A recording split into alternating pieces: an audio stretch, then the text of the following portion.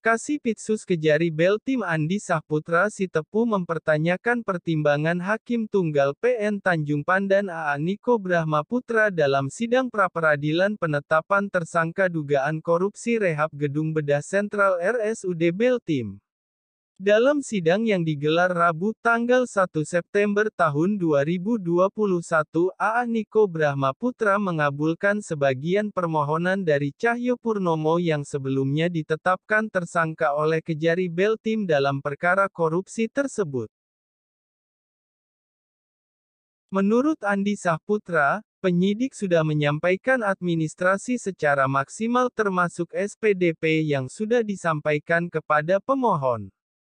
Bahkan dalam persidangan sudah dibuktikan dengan tanda terima dari pemohon dan masih dalam batas waktu maksimal 7 hari pasca terbitnya surat perintah penyidikan, sprindik.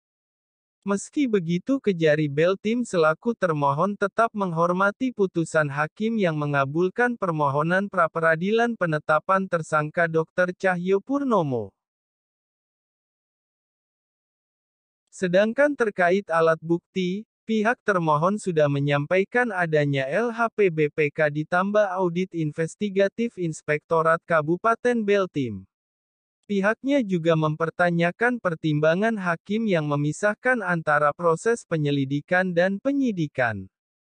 Pasalnya alat bukti yang diperoleh dari proses penyelidikan tidak bisa dijadikan sebagai alat bukti di proses penyidikan. Padahal penyelidikan dan penyidikan itu adalah suatu rangkaian yang tidak bisa dipisahkan. Kalau ini dipisahkan, kami juga bingung bagaimana proses penegakan hukum ke depannya, sebut Andi Sahputra Sitepu. Kasih Intelijen Kejari Beltim Angga Insana Husri menilai putusan hakim di luar ekspektasi. Ia menganggap pertimbangan hakim dalam penyidikan harus memenuhi semua unsur dalam penetapan tersangka.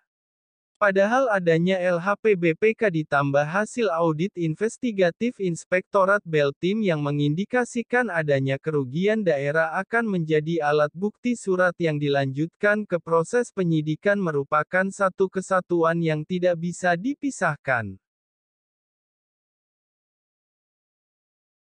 Pertimbangan hakim itu tidak dipertimbangkan sebagai alat bukti surat.